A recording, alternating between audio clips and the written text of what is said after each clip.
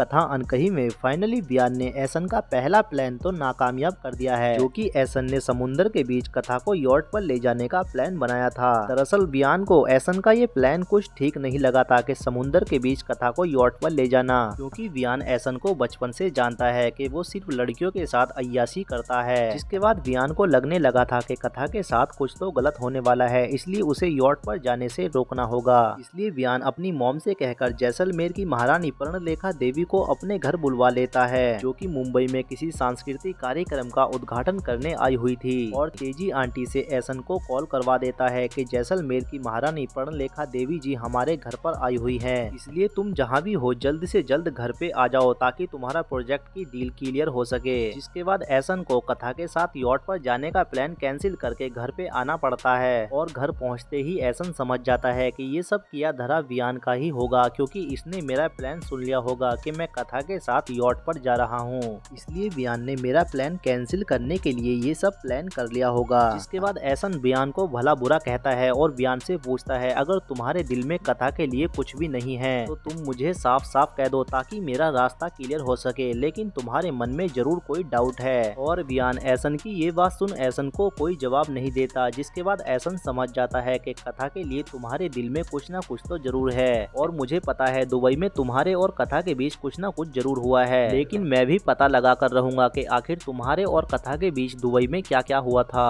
और मैं तुम्हें सीरियसली बता दूं, मैं कथा को लेकर बहुत सीरियस हूँ, इसलिए तुम हमारे बीच में ना ही आओ तो ही अच्छा है। अगर तुम मेरे और कथा के बीच में आए तो मैं तुम्हें हटा दूंगा। इसके बाद वियान समझ जाता है कि ये ऐसा नहीं ऐसन का अहंकार बोल रहा है और ये कुछ ही दिन में मिटने वाला है। वहीं दूसरी तरफ जब वियान कथा से मिलता है तो कथा को अपनी सारी सिचुएशन बताता है कि मैं सिर्फ वो काली रात नहीं हूँ जो कि मैंने तुम्हारे साथ किया था। वो सब मुझसे इसलिए हो गया था क्योंकि मुझे लगा था कि सब लड़की एक जैसी होती है जो कि पैसों के लिए कुछ भी कर सकती है। क्योंकि जब मेरे पापा मुझे और माँ को छोड़कर एक लड़की के लिए चले गए थे तो तब से ही मेरे मन में ये मेंटेलिटी बन गई थी, और आगे से ये गलती मैं कभी नहीं करूँगा। इसलिए तुम मुझे हमेशा ऐसे मत देखो कि मैं वो काली रात हूँ। वेल, अब देखना ये होगा आखिर वियान की ये बात सुन के कथा का दिल पिघलता है या नहीं। तो आज के लिए इतना ही, मिलते हैं नेक्स्ट वीडियो में, तब तक के लिए बाय बाय, टेक केयर।